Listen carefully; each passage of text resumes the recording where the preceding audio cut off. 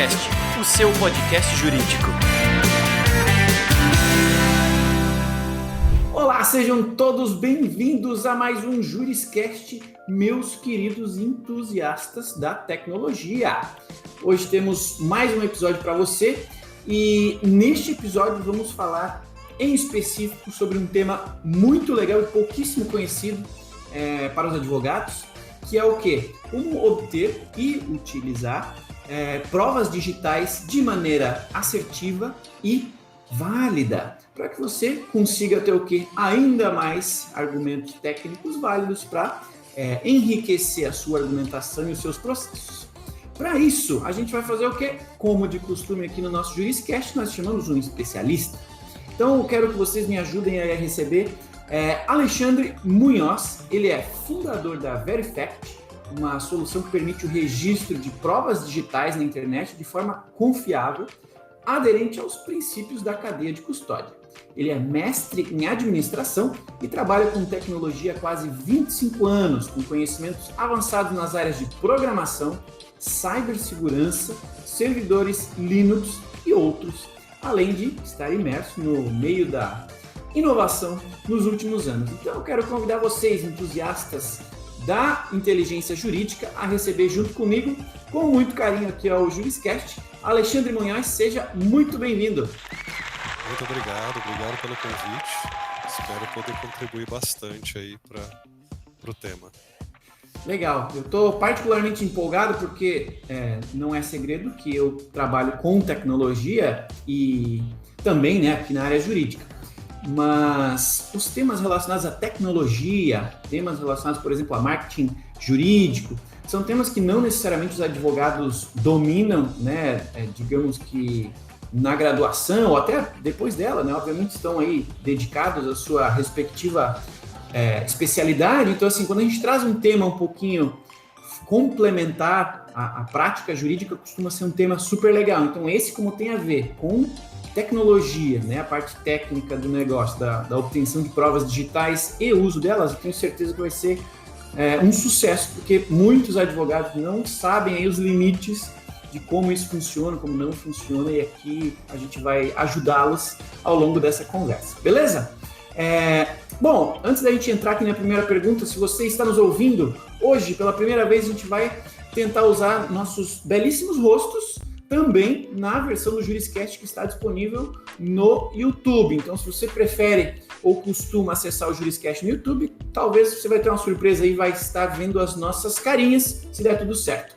Para quem acessa aí o Juriscast nas demais plataformas, como o Spotify, Deezer, YouTube, Apple Podcasts, Google Podcasts, nada muda, o áudio está aqui e o conhecimento, acima de tudo, chega até você, como de costume, gratuitamente. Bom, vamos lá. Já dei as boas-vindas aí ao nosso convidado, à nossa audiência. Vamos para a primeira pergunta que eu separei, que, como de costume, eu gosto de fazer um tipo de alinhamento antes da gente aprofundar nos detalhamentos. Então, a coleta de evidências é uma prática tão antiga aí quanto o direito, E é essencial, se não obrigatória, para que a gente tenha a correta e eficiente prática da nossa profissão. Tudo sempre foi feito mais ou menos de maneira parecida, até o advento da tecnologia mudar esse nosso negócio de como provar ou como o que é possível utilizar como uma evidência válida. Então, antes de entrarmos aí na prática de como é hoje ou como pode ser hoje, eu gostaria que você desse um pouco de contexto para quem está na nossa audiência. A gente tem aí estudantes que às vezes não entraram de fato na prática, para saber, para falar um pouquinho sobre como é o procedimento atualmente, ou o que é mais comum atualmente para coletar, registrar evidências e com validade, E também, se possível, se existem nesses meios tradicionais limitações ou algum tipo de possibilidade, como você já vem trazendo aí, de melhoria. Legal. Bom, primeiro que a prova digital, se você olhar para normas forenses internacionais e nacionais, ela segue alguns preceitos parecidos até com a prova física, A gente tem que ter aquela preocupação em tentar coletar o máximo de detalhes do possível daquela situação antes que ela se degrade. A gente tem a preocupação contra contaminações, né, sejam intencionais ou não. A gente tem que evitar esses tipos de interferência e depois a gente tem que tentar de alguma forma preservar aquilo que foi levantado, né, sem que haja interferências posteriores também.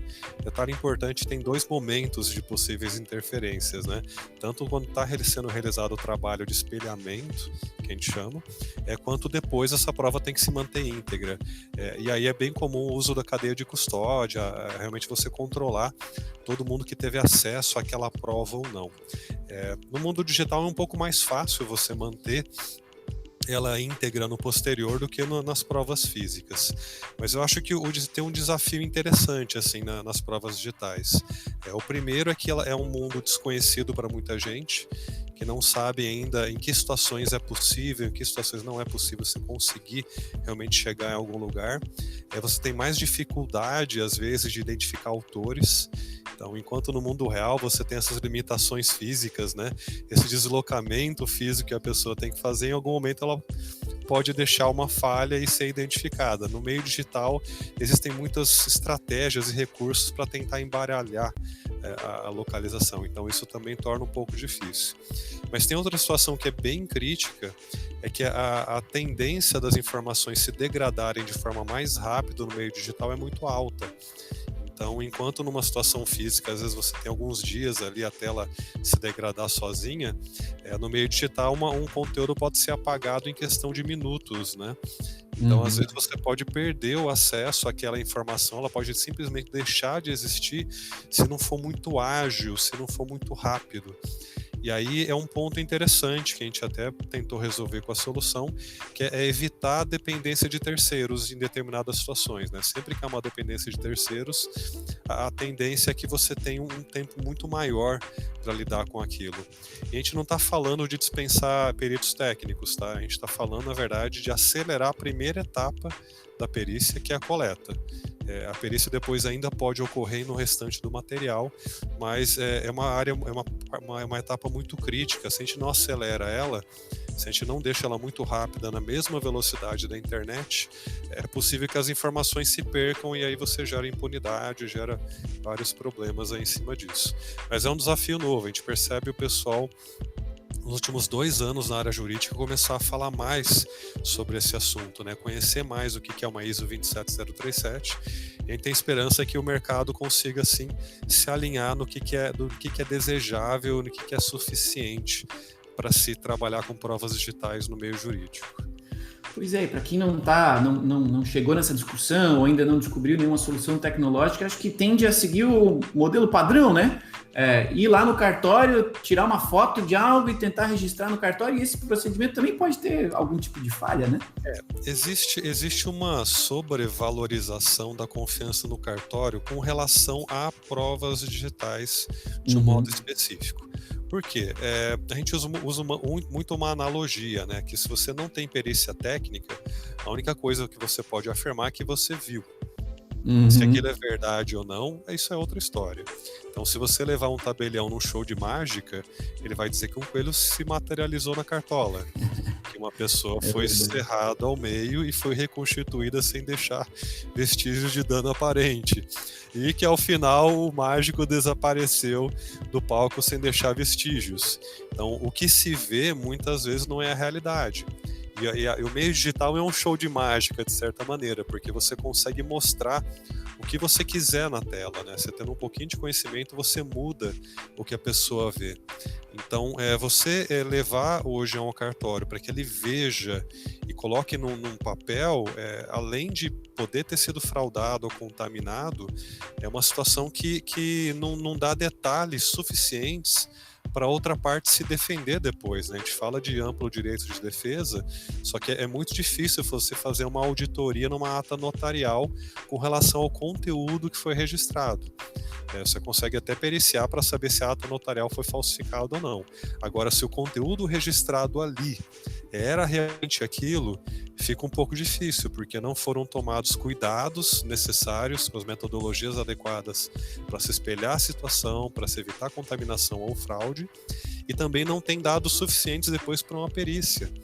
Então, com todo o respeito à questão do papel do tabelião que ele teve até hoje, realmente a questão de autenticar documentos, essa habilidade de autenticar documentos foi transposta para a área digital sem uma avaliação um pouco mais profunda.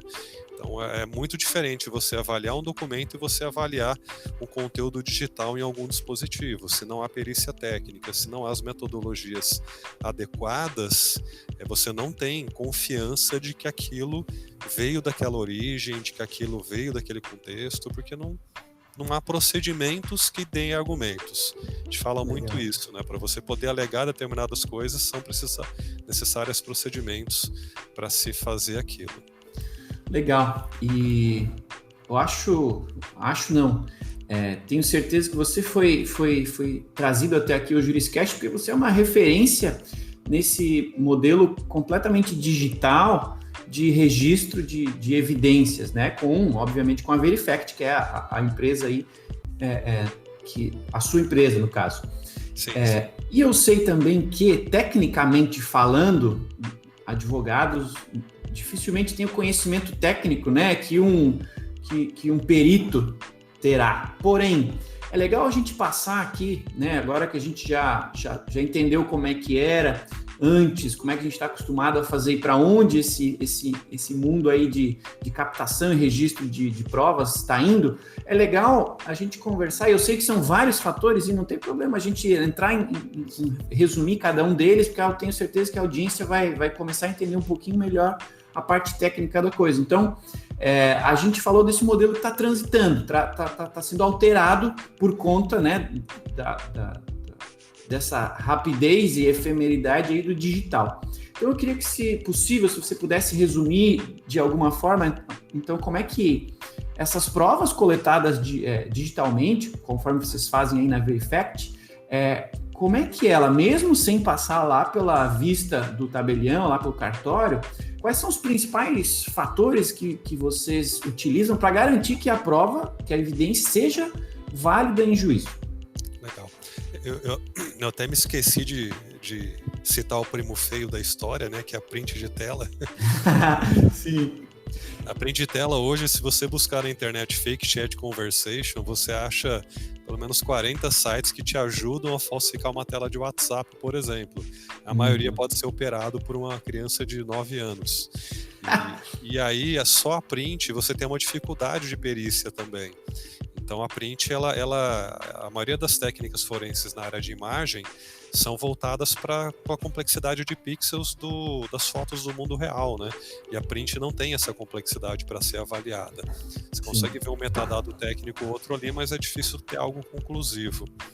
Mas o que a gente descobriu com a Verifact? Primeiro, que o único caminho para a gente ter confiança nas provas digitais era primeiro através das técnicas forenses. Como eu disse, eram precisos procedimentos que espelhassem a situação digital, que prevenissem qualquer tipo de fraude ou contaminação do conteúdo, seja por um usuário leigo ou seja por um usuário muito avançado. A gente tinha que conseguir impedir que isso acontecesse. E no final, a gente conseguiu encontrar um recurso no Brasil que ele tem muita fundamentação, que é um braço da certificação digital.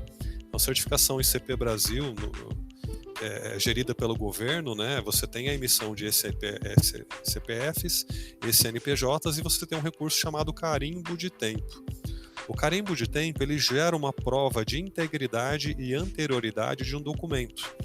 E ele faz isso de uma maneira também gerida pelo governo.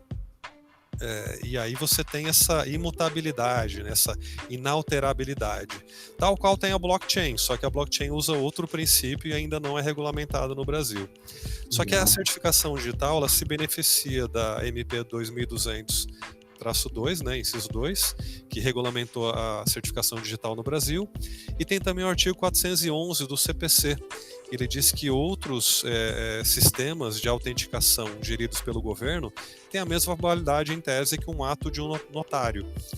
Então a gente tem a certificação e o carimbo de tempo que também assume essa posição de autenticação de documentos, mas sempre lembrando que essa autenticação, entre aspas, é mais uma prova de anterioridade e existência, ou seja, aquele material existia naquela data, naquela forma. Agora, de onde que ele veio, ele é o que ele diz ser, ele veio de determinado contexto, e isso depende das medidas forenses que você aplicou ali nessa coleta.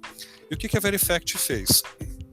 A gente conseguiu pegar toda essa complexidade, métodos forenses, esse meio regulamentado no Brasil de autenticar um documento PDF, e conseguiu automatizar de uma forma que uma pessoa leiga em tecnologia consegue operar. Uma pessoa que está acostumada a navegar em site e WhatsApp, ela consegue entrar na Verifact e fazer um registro dessas provas digitais online, tá? É só online.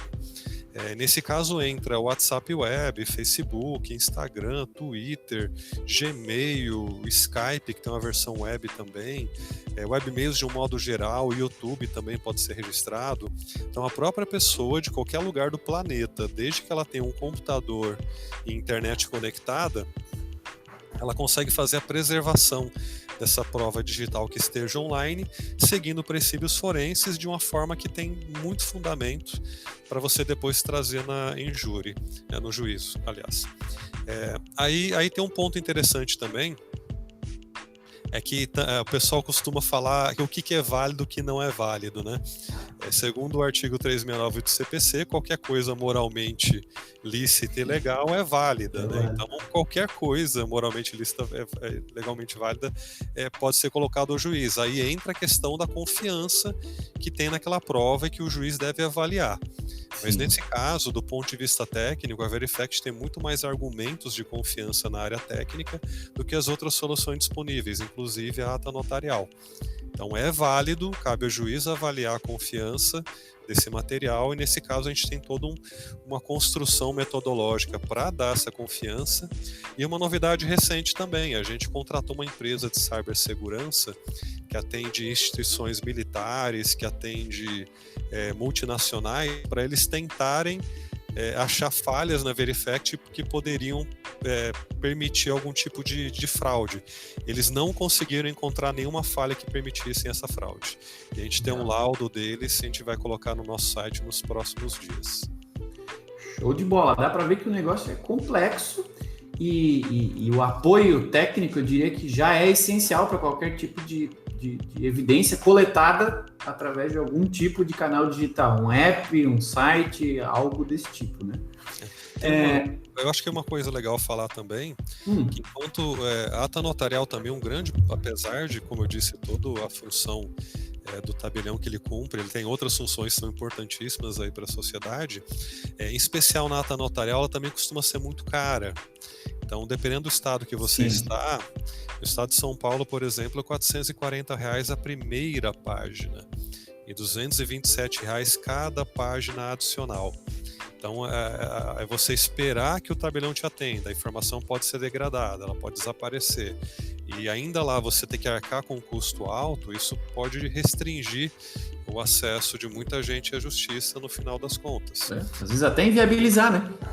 Exatamente. Então, pela Verifact, hoje a gente está com um valor que talvez a gente ajuste um pouco no futuro, mas não tanto, de R$ 69,00, em que você consegue registrar até 50 imagens de tela, até 30 minutos de vídeo com o áudio que você der play ali, ele vai gravar também, e até 50 megas de download, que aí você consegue baixar anexos de e-mails, baixar PDF, documento.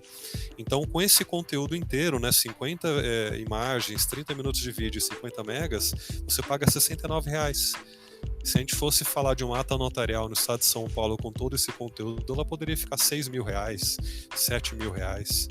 A gente ouvia histórias de advogados que davam piruletas para tentar economizar na ata notarial, né? Porque, isso aqui é importante, mas vai ficar muito caro, então vamos deixar de lado e registrar o essencial. Isso é terrível do ponto de vista de material probatório, né? Você não pode ficar economizando fatos ali, porque se houver questionamento no futuro, você pode ficar desprotegido contra aquela questão. Então não se pode falar mais em economizar nesse ponto. A gente tem dado realmente mais acessibilidade e um volume suficiente para registrar provas nessa área. Legal. Eu vi um exemplo de relatórios aí da Verifact e, de fato, é extremamente detalhado, né? A gente tem não só o registro visual, mas tem detalhamentos técnicos e tudo mais. IP, o que tinha na página, o conteúdo da página, código, um monte de coisa que pra gente que não é da área técnica, que não é perito, é um monte de letrinha e número, mas assim, faz total sentido para quem vai fazer a avaliação para confirmar, né, que de fato aquela evidência estava disponível naquele período de tempo.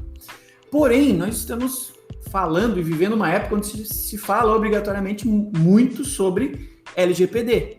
Né? Então, o LGPD está chegando à prática dele no Brasil e aí, considerando que a gente está aí captando e tratando tantos dados, quando a gente fala, né, de busca de evidências digitais, a minha pergunta agora para você o que é mais importante, né, para o usuário e para o advogado com relação a essa tecnologia que você oferece? E se você pode explicar um pouquinho, até para deixar o pessoal mais tranquilo, sobre quem tem acesso a esses dados captados, né? Em que profundidade são captados esses dados, para a gente entender onde que a gente se encaixa sob a luz da LGPD.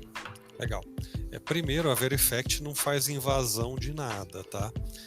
Ela permite que a pessoa colete informações naquilo que ela tem acesso.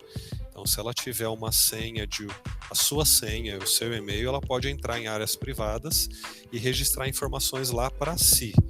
Então, ela não permite de maneira nenhuma você invadir contas de outras pessoas, não é esse a funcionalidade da Verifact.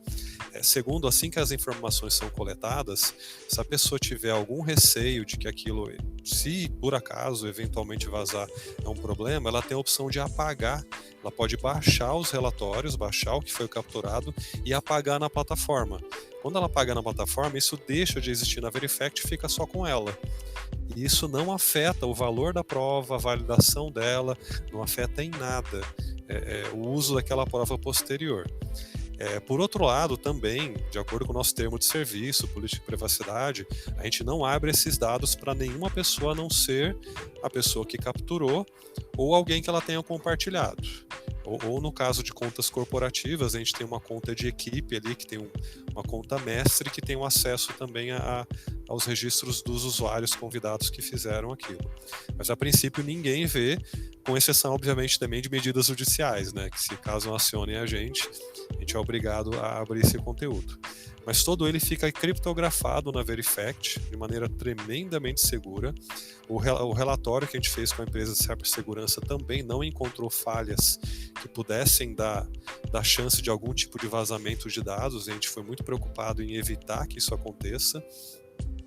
Então, nesse ponto, a pessoa pode ficar tranquila que ela ou confia na nossa estrutura, de que a gente tem essa segurança para evitar esse vazamento, ou ela pode ela mesma remover aquele conteúdo e não dar nenhuma chance para que isso aconteça sem afetar o uso da prova, sem afetar o processo de validação dela de maneira nenhuma. Legal. Importante lembrar aí, você que está ouvindo o nosso Juriscast, que você pode ser que esteja nos vendo ao vivo, né? Ao vivo não, mas nossos rostinhos estejam aparecendo para você no YouTube. Mas o nosso Juriscast também está disponível em outras plataformas digitais, como o Spotify, como o Deezer, como o SoundCloud, Google Podcasts, Apple Podcasts. Então, se você está gostou do que você viu até agora, por favor, comenta aí nos comentários o que você está achando, o que você está sentindo, o que você sentiu que a gente pode esclarecer ainda mais nos próximos episódios, que outros temas você gostaria de ouvir. Deixa aí as suas estrelinhas, seu joinha, porque nos ajuda a produzir sempre materiais como este, bastante técnicos específicos para que você continue se desenvolvendo enquanto profissional da área jurídica, tá bom? Bom, vamos seguir adiante. A gente falou então sobre a parte técnica, né, LGPD, e quando a gente fala em LGPD, a gente não pode deixar de falar sobre segurança, né? Segurança e prazo, acho que são palavras de ordem para o advogado. O advogado acorda já pensando em prazo e está sempre pensando na segurança dele, dos clientes dele, dos dados que estão consigo, né? No que tange segurança, hoje existe... não sei o quanto a audiência já leu sobre o tema, já viu temas, mas existem algoritmos e ferramentas que conseguem alterar não só a imagem, se citou, né, uma ferramenta que simula conversas no WhatsApp, por exemplo, mas existem ferramentas ainda mais avançadas de edição até de vídeo, né? Como deepfakes, esse é um termo que está muito em voga e hoje, que é o quê? É você simular um vídeo de outra pessoa, né, de forma artificial. Então, considerando que existem hoje ferramentas tecnológicas que podem, em algum nível, adulterar ou até criar registros digitais que existem ou adulterá-los, como que isso funciona e como que quem vai utilizar algum tipo de captação digital de provas lida com relação a esse tipo de situação? Legal. O termo deepfakes é de falsificações em que geralmente você usa a inteligência artificial. Uhum. E o crítico dessa história é que depois que você ensina a inteligência artificial a executar aquilo, ela executa com maestria. Então, os defeitos, né, as falhas que algumas vezes a perícia consegue encontrar, porque ela conta às vezes com a falha humana para encontrar divergências nos materiais, se isso for executado por uma inteligência artificial que foi feita para não errar, a gente vai ter um desafio muito pesado assim para lidar com isso. E hoje realmente existem essas deepfakes que você consegue trocar o rosto da pessoa e trocar a voz também. E aí, para aquelas que trocam o rosto, a gente tem duas modalidades, né? Aquelas que são pré-processadas, que você tem um tempo maior para processar elas e tratar e corrigir defeitos, e agora vocês têm aquelas que acontecem em tempo real. Então, nessa live que a gente está tendo agora, eu poderia estar usando um algoritmo de deepfake para trocar o meu rosto em tempo real em uma videoconferência ao vivo. Então, isso é um desafio. Mas assim, a gente vai ter que evoluir mais para detectar esse tipo de fraude. Quando a gente fala de provas digitais, a gente fala dos níveis de verdade, né? A gente tem um nível de verdade quando você congela a prova de alguma forma. Você pode colocar na blockchain, você congelou. Você tem um ato notarial em cima, você congelou. Você usou o carimbo de tempo, você congelou. Isso te dá argumento de que aquele material digital existia naquela data, daquela forma.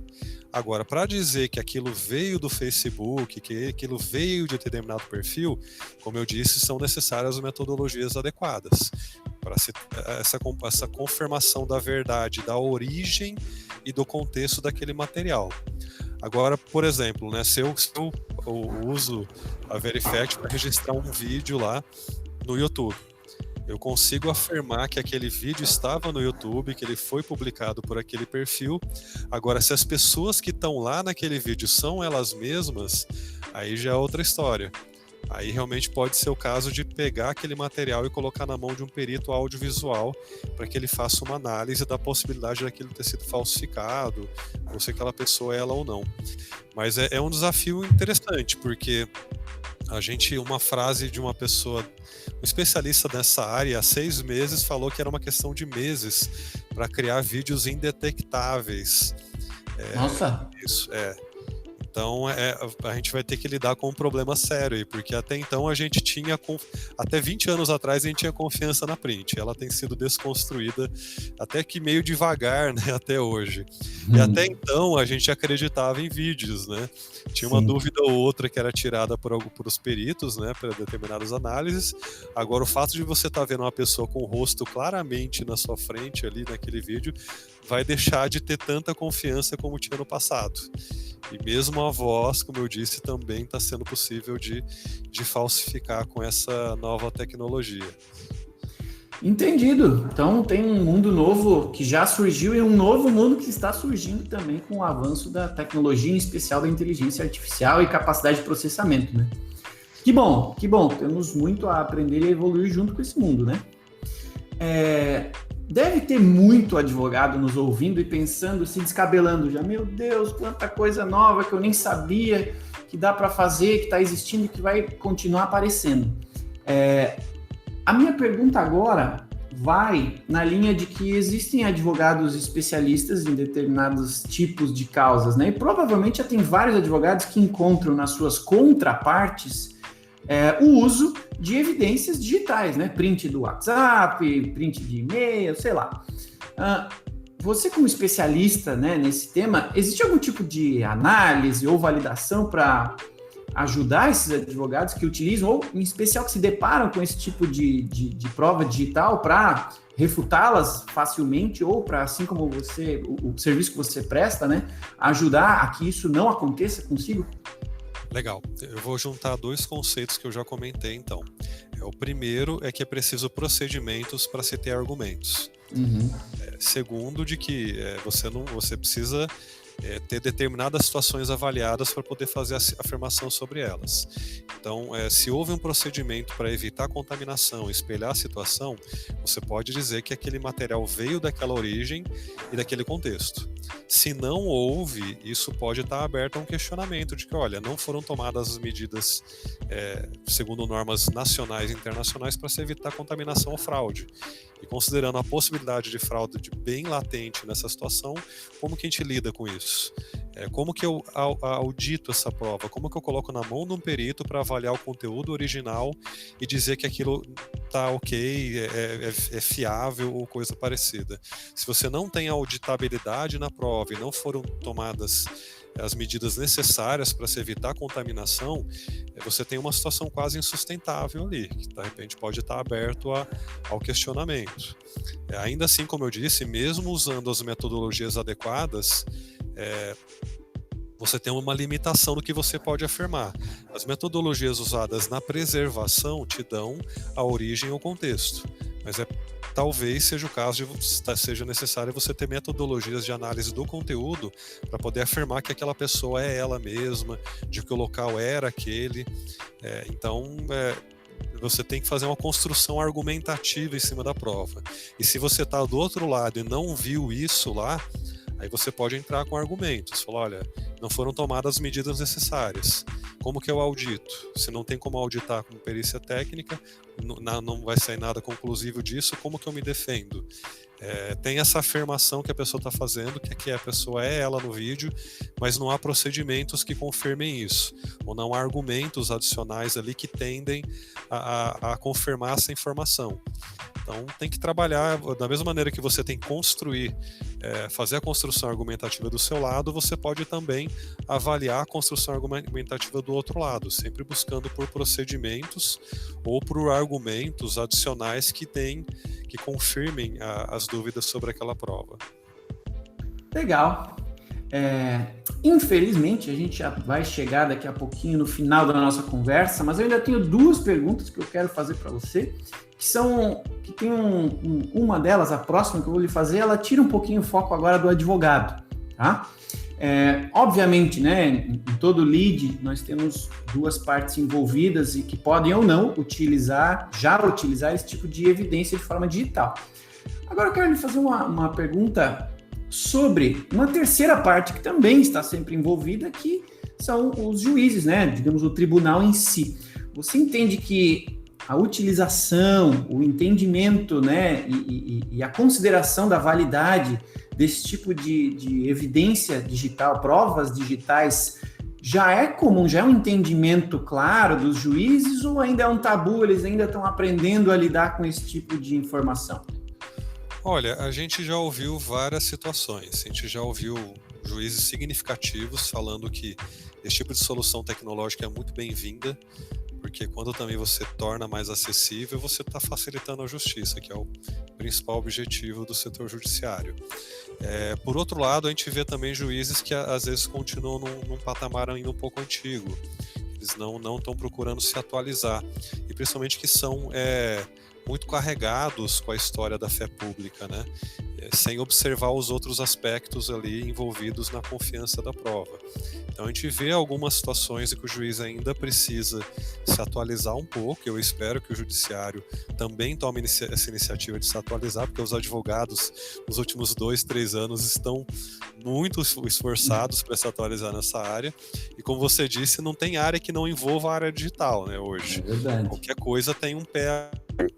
E de outro lado, sim, a gente vê juízes que entendem o conceito, que entendem essa necessidade dos procedimentos adequados e que realmente veem que o futuro é isso, né? A gente tornar mais acessível e melhor, no final das contas.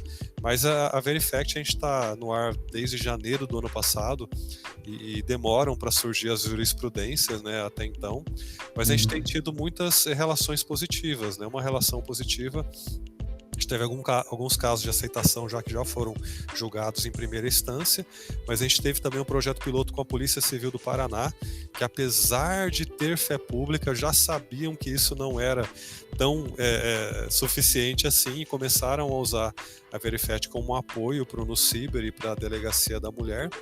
A gente também está fechando um projeto piloto com um Ministério Público de um estado do Nordeste que quer colocar a Verifact na mão de vários promotores para que eles registrem de maneira mais rápida as fake news na próxima eleição. Também vai ser um projeto piloto bem interessante. Aí, enfim, a gente está cultivando essa credibilidade no mercado, mas o que sobra são argumentos realmente muito embasados para poder levar a Verifact para frente no meio judiciário. Legal, eu não podia também deixar de comentar que, assim como você comentou, essas boas parcerias aí que já estão, digamos que, popularizando esse tipo de uso de evidência, no ProJuris para escritórios também a gente está desenhando uma parceria com a Verifact para que você, através do seu ProJuris, você consiga, em determinada pasta, fazer a captação da evidência e salvar lá dentro do seu ProJuris essa evidência para uso ao longo aí do seu processo. Então tem algo bem legal aqui para quem já é cliente do ProJuris para escritório, né? Bom, vamos para a nossa última pergunta, então. Eu gosto sempre de ajudar a nossa audiência. Para quem quer saber um pouquinho mais sobre a utilização e a busca, a captação aí de evidências de provas digitais, para quem quer saber um pouquinho mais sobre o Alexandre Munhoz, sobre a Verifact, como é que faz para estudar sobre o tema, descobrir aí mais detalhamento sobre isso? O que você recomenda? Legal. A gente, na verdade, fez a Verifact para ser o mais independente e fácil possível. Se a pessoa entra no site, ela vai ter vários tutoriais que explicam como coletar provas digitais na plataforma e em várias redes sociais que são mais comuns. A gente tem no nosso site também uma página de fundamentação, que tem lá uma fundamentação jurídica, os relatórios técnicos de avaliação da ferramenta, inclusive esse novo relatório da empresa de cibersegurança vai estar lá nos próximos dias. Mas assim, a gente fez para realmente ser muito fácil e geralmente a gente não precisa explicar mais. A pessoa entra no site, vê os tutoriais, inclusive o laudo, ele tem uma explicação bastante completa sobre a metodologia usada. Aproximadamente 8 a 9 páginas do relatório técnico tem a explicação do que é feito e como que é feito dentro da Verifact. Então é bastante transparente nesse sentido. Então, se a pessoa entrar e usar, eu tenho certeza que ela já vai entender o que a ferramenta faz, e quando ela olhar o resultado, ela vai ver o quão completo que é isso também. Legal, esse foi mais um episódio do seu Juriscast, hoje falando sobre captação e uso de provas digitais. E com vocês, um especialista, quero agradecer imensamente em meu nome, Thiago Facchini, em nome da audiência do Juriscast. Alexandre, muito obrigado por ter vindo aqui compartilhar conosco um pouquinho do seu tempo e, acima de tudo, do seu gigante conhecimento. Que bom, muito obrigado. Espero que o pessoal tenha agregado mais de conhecimento, que vejam também que as inovações, tem muitas inovações surgindo, cabe a eles, aos técnicos avaliarem, mas há muitas inovações maravilhosas que podem tornar a vida dos advogados mais interessantes, e nem toda Lautec fala de substituir advogado, né? Exatamente, aqui a gente comprovou que é o que? Apoio, né? Tem muita Lautec de apoio que tem a ver com tornar o trabalho do advogado melhor e mais efetivo, e a gente é uma delas. Então estamos ambos juntos nesse mundo aí nessa busca por eliminar ineficiências do mundo jurídico. Quero agradecer a cada um de vocês que chegou até o final de mais um episódio. Se você gostou do conteúdo aqui que o Alexandre trouxe pra gente, se você aprendeu algo com esse conteúdo, por favor, comenta aí o que você achou, compartilha com seus colegas. Tem algum colega seu, advogado, que utiliza ou precisa utilizar esse tipo de serviço? Compartilha esse episódio com ele. Dê aí as estrelinhas conforme você considera relevante, dê o curtir ou não curtir. Compartilha com a gente o que você achou desse conteúdo para a gente continuar produzindo mais e mais episódios do Juriscast, cada vez mais ricos, para você, tá bom? Então, obrigado a cada um aí dos entusiastas da inteligência jurídica. Lembre-se que esse episódio tá no YouTube, tá no Spotify, tá no Deezer, tá na Apple Podcast, no Google Podcast, tá disponível onde quer que você tenha internet, você consegue consumir o conteúdo jurídico do Juriscast para que nós todos continuemos evoluindo e nos tornando profissionais jurídicos cada vez melhores. Obrigado a todos que nos acompanharam até aqui. Nos vemos no próximo episódio do Juriscast, o seu podcast jurídico. Tchau! Você ouviu o Juriscast, produção e oferecimento da ProJuris, líder no desenvolvimento de software jurídico para departamentos jurídicos de grandes empresas e escritórios de advocacia. Conheça mais em projuris.com.br.